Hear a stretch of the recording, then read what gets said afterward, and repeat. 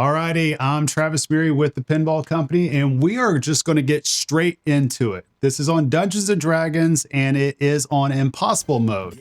Now, if you don't know what Impossible Mode is, just use your flippers at the very beginning of the game, toggle over, you want to hold those in, toggle over 2 spots, and select Impossible Mode. And what this is there's no ball save at all, and you cannot keep a ball trapped on your flippers for more than like a second and a half. So if you notice on the LCD screen, you'll see there's a meter right there that shows you how long you've been holding the flippers. So it makes the game very difficult, but I have found that this is actually a very fun way to play the game. I thoroughly enjoy playing games on Impossible Mode, but for this particular game, it's a lot of fun. So try this out. If you didn't realize this was available, you want to try this out. All right, and we're doing the classic start in Arabelle, go for a retrieve a potion for Nidar, which of course is our 3 purple hurry up shots. We're chasing down the dog. If you've watched plenty of other D&D content or you played this game, you're probably very familiar with this mode by now. It's a classic opener for a game that's been out for about a month and a half, 2 months. But yeah, so we're just gonna try to get all the way through this as quickly as we can. So we get past that mode, and now as you can see, I have my dungeon lit. You see that meter that keeps going down and then it comes back up? Again, that's the meter that shows you that you cannot have your flipper up forever. All right, get past Physmo, and now we're into the crypt. All right, the famous crypt, the famous dungeon, the crypt beneath the Temple of Timora. Or is it Timora? I think it's Timora. There's different spelling on it, but we're going to go with that. We're going to kill some rats. That's what I'm saying. But I do promise you, we are not going to do the rat strat where we time them out right now. We're going to try to get some progress through this game. And of course, you have an extra ball that's at the right ramp every single time that you start a dungeon. And if you're not familiar with the rules yet, essentially, you will play missions in a town, and then once you finish those missions or battles or whatever you want to call them, modes, after you finish those, then a dungeon at that town is available, which is what we're in right now. So we're trying to get past this phase 1, killing off rats. And then once we kill off rats, that'll activate phase 2, which is yellow shots that you can find at the left orbit and at the right ramp. So that's what we're working our way out to right now. All right, we're on to phase 2.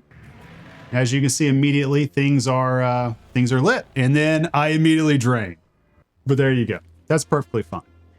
Another caveat is when you are in a dungeon, you cannot play multi-ball with it. So don't even try to collect dragon, to collect gelatinous cube. It's not there. Don't do it. I've seen a few people try.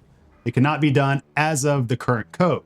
Now, that being said, a new code release it just came out this morning, so I am excited to be able to play that.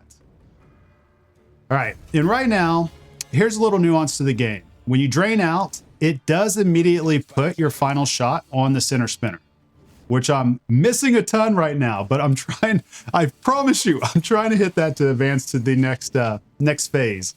But unfortunately, since I didn't advance to the next phase, my punishment is more rats. In which case, if you're making progress, yeah, you go backwards, you got to go forwards. But obviously, if you're playing in a tournament for points, you don't mind that. You become the ultimate rat killer. I'm going to try to get past this pretty quick. And that's another thing too, a little bit of a tactic that you can use if your left eject does go up to the right orbit and that magnet catches it pretty well. You pretty much want to try to use that as often as you can to stage shots. Now you might see on this machine sometimes it doesn't complete, and there are some machines out there to where it's not going all the way up. It's really setup dependent. So just be aware of that. It's a nice little bailout shot as well. All right. We got past phase 2. We're on to phase 3, which is shooting red shots to attack the ooze. You'll have 3 red shots at the U-turn, right ramp, right orbit. You want to hit one of those shots and it will light another shot to the left. If none of that makes sense, just watch and you will see it happen. Good times. All right, we're going to take our treasure. In that treasure, it sometimes does bring up a mimic for a hurry up. that you'll find at that left shot, that same shot you just hit for the treasure, is sometimes there as well. All right, little loop pass into the shield, trying to settle it down. Come on, Travis, what are you doing? In impossible mode, it's a little bit different because obviously you don't have as much room for error. Even if you do have a danger, you got to get right back on it. You cannot just hold the flipper forever. You got to play a lot more on the fly. And as I was saying all that, we got past the dungeon. We hit a couple of red shots, and then it immediately lit a hurry up phase to where the orange shots would have added time, but the yellow shots collect. So that's what you saw. All that happened pretty quick. And from there, we're going to go back into Physmo. Now, right here, the best options, I think personally right now, you know, it varies. I prefer just to go with a bonus multiplier myself, but there could be an argument made to just get, you know, Tiny's dice game built up just because you can spam the center spinner or scoop. But that's typically on a pro. Premium LE, a little bit different. All right, there's the famous owlbear randomly attacking us during our travels. You'll see different monsters show up that you'll have to battle. You can make the choice to battle them if you want, or you can just generally ignore them, keep traveling around the town. Depends if you're a pacifist. All right, I'm going to choose to pass this. Why I did that, I don't remember. I had a method to my madness, but I don't remember what it was. And that's another tactic right there. Use the shield. If you can get clean shots on the right ramp, use the shield to advance to your mode, to your town, get continuous shots. Helps out pretty well. All right, so we traveled our town, and now we're playing Spy on Puck. And Spy on Puck, very interesting mode. Shoot 10 purple arrows. You can combo that up to give you 2x progress. However, if you hit the slings, your stealth, you'll start to see that go down. It's at 100% right now, and now you see, hit a few slings, I'm at 70% stealth now. If I do that enough, a opponent or villain, whatever you want to call it, an enemy will show up. And I don't want to alert the guards. And also it lists your collects remaining. That's just the shots that you have. So there's one shot. And hopefully I can string together a few so you can start seeing it. There you go. There's the 2x progress applied. There's another 2x progress applied. There's me missing a shot, trying to recover. That was close. Taking a shot on the fly to the 3-pink stand-up target. Would not recommend. I got extremely lucky right there. The old send it and then have the ball screaming for a power in lane move. All right, so guards are alerted. So now we got the kobold guards out there, which are represented by the red arrows. I want to hit those to kind of just get them out of the way. So as you can tell, you end up not having enough stealth, you trigger the guards, which is a pretty cool little mechanic that they have in this game. Or a cool nuance. It's almost like two modes wrapped into one that sends you a different direction if you so choose to. All right, there's our finishing bonus as we got done. Every time you finish one of these modes, you'll have the cyan shots lit at the left eject, the side ramp, center scoop, and the right ramp. We're going to go right into the next mode, which is going to be Rescue Missing Miners. I think this is where we get to fight the Boule. I'm pretty sure. Yep, there he is. The Boule. And right now, I've hit those dragon targets enough to where I've lit the multi-ball in the right orbit. And it's sometimes lit on the left ramp also. I forget if this is one of those times, because there's certain times it is and certain times it isn't. I'm pretty sure it is there, though, if I wanted to hit that. All right, so we're right into Dragon Multi-Ball. Now, there's going to be a lot going on at the same time since we have a stack going. Typically, because of the way that the lights work on the playfield, it's very difficult to tell where you're at during any mode that you happen to be in. So for me, whenever I get to the spot, I don't really worry about the mode necessarily. I just start sending it. And I kind of choose to hold off on my shield for as long as I can, just to try to get some free shots everywhere, because there's a ball save going to at the same time pretty quick in most cases. And plus, on top of that, all the balls haven't kicked out yet, so it's not complete chaos. But once I get a few shots down to the dragon, then I put the shield up. And you can get through this pretty quick. As you can tell, we've already beat the dragon.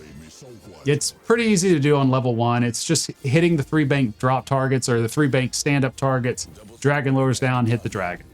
It's really all you do. And you do that, I think it was 14 times total, which it might sound like a lot on paper, or maybe it's even 10 times. It's 14 or 10. Either way, it sounds like a lot on paper, but honestly, you can get through it pretty quick. There's so many balls in play that you kind of got to try to not complete it. You got to really, really make an effort for it. That being said, it still is possible. There's plenty of reports of people failing it and then wondering what's happening with the game because their flippers died and all that. But that being said, I have failed it before. I have failed it. And I did try very hard to fail it as well. I thought I could boost up shots, and I was not boosting up shots well. All right, we're going to break into the Cobalt Vault. Essentially, we're just going to hit white shots. That's what we're going to do. If you're in a tournament as of right now, unless this mode is kind of changed, I wouldn't necessarily recommend this mode for points. But for in terms of progress, you got to do this to get to the next dungeon. There's end of ball 2 bonus. Felt like I probably could have saved that, but my wiggles are not good. That's like, if there's one major critique I can give to myself that I need to seriously work on, it's my side-to-side wiggle. Meaning I have a hard time getting that game to really vibrate back and forth to save a ball. Oftentimes I end up making too big of a move one way, and then I can't recover quickly. All right, so we got through this mode quick. As you could tell, I plunged to end the mode. Reason being is because I found whatever was needed to be found. I got extremely lucky. It just happened to be there on the short plunge. But there you see, it is possible to finish that mode super quick without even intending on finishing it. All right, gonna try to go up the side ramp here. All right, so we are at this city's dungeon, or this town's dungeon, which is mystery at the bottom of the mine. A lot of lore going on here. So we're going to shoot the yellow shots to advance our progress. And this is a stealth mission as well. So if I hit too many slings, the boule will show up. Now I believe it's 4 total. 4 yellow shots that I need to do. As you can tell, it's on the LCD, so there you go. that should tell us right there. But it's near impossible to get trapped up here and look at the LCD and impossible. So you gotta kind of just have a good feel for it. And now we're to dungeon level 2, hitting the red arrow to stun and attack the monster. But that being said, that's why playing impossible mode is not only fun, but it can develop your game awfully fast. It can give you a chance to get a better feel for a game because you don't necessarily have time to just sit there and ponder your next move. You almost have to get to a point to where it's just second nature. It's automated to where you know where you need to go with the ball with next. So it's just like, in that regard, it's a fun mode to do. It's a fun thing to do, that it gives a different nuance to the game. It gives you a sense of urgency. And a lot of people don't realize that these game modes are available. So we're going to a level 3 right there, hitting switches to light a yellow arrow. As of right now, you can get through this pretty quick just by spamming the center spinner. It just really depends on how you want to approach this particular mode or this particular dungeon phase. But that is one way that you could go about it, since the switches would light the yellow arrow, in which case the yellow arrow represents this obelisk. I think that's how you pronounce it, to where you got to damage that or hit that, I think, like 3 times or so. There's the mimic hurry up we talked about. You try to go for enough treasure on that left eject, you'll light a hurry up. And then you see me do it a little bump over and then get to that left side. That's one move I'm trying to work on a ton too. There's a lot of elite players, one of them, namely Zach McCarthy, that's just world class at doing something like that, making the last second bump to get the ball to the flipper that you want and to get a clean shot at whatever you're trying to get a clean shot at.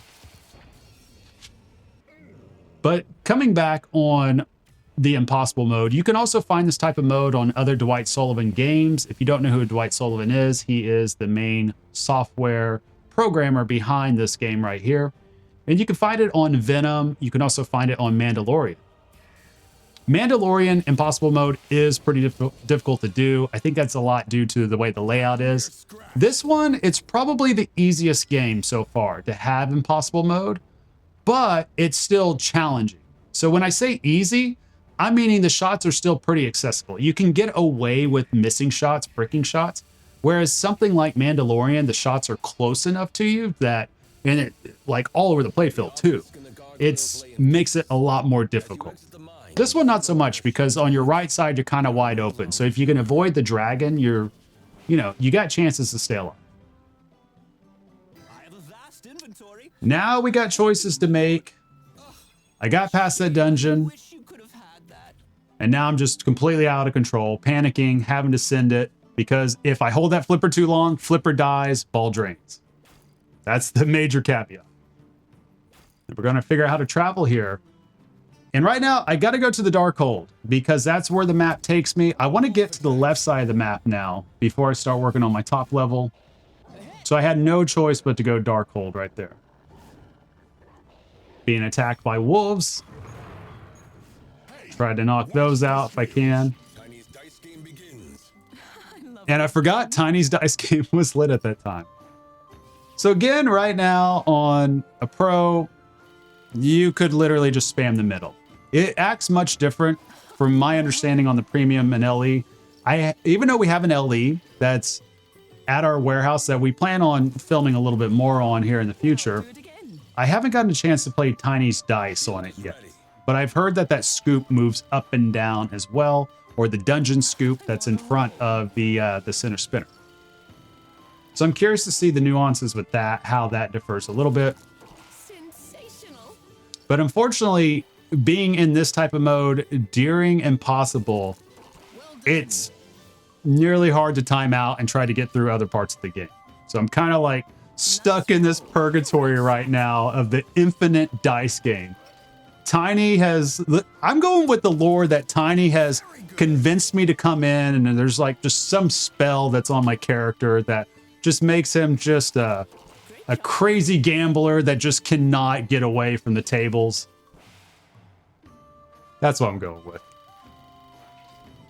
It's pinball. You gotta have fun, right? It's D&D. Like that's what I've learned from D&D. Your character has to have lore. It's telling a story.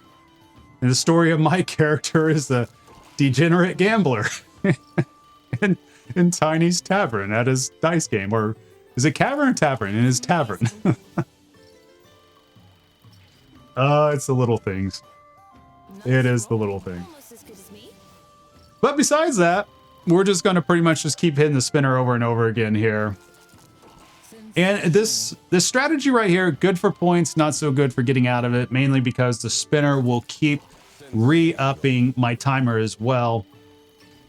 And until you start missing that shot, the timer's just not going to go out. And if I hit any other purple shot, that will do the timer as well. I suppose looking back on it, what I could do is just start spamming the left eject at the mimic. Could do that. That nearly got dangerous right there. What I just did, now for players that are wanting to learn pinball skills a little bit more, what I just did a second ago, if you rewind this by 15, 20 seconds, you'll see it. I made the wrong decision in terms of taking a dead bounce when I shouldn't have. I should have just opted for a live catch or just a quick catch. You know, it's just letting it bounce like that. It's way too dangerous. Goes into the slings, goes everywhere. I need either live catch or drop catch out of there. And if I'm drop catching, I'm sending it to the left eject to try to get back under control. If I'm live catching, obviously I want to stop the ball for a few, but I can't stay there forever because, again, impossible mode, right? Impossible mode makes it impossible to trap up for long. Imagine that. All right, surviving being out of control, and as soon as I say that, I drain. Of course. There you have it, though. That is Dungeons and Dragons on impossible mode. If you didn't know this was there, try it out. If you have the game at home, definitely try it out. This adds an extra layer of nuance to the game. It helps you learn the game a little bit quicker. It helps develop your flipper skills as well, because you really have to have your live catches and your drop catches down, and you really have to start thinking about where you're going to send the ball. Otherwise, you're going to be in a world of hurt just sending the ball wherever. So play it, try it out. Let me know down in the comments how that goes. And I appreciate you guys being here. Thank you so much for watching. And until next time, I'll see y'all on the next one.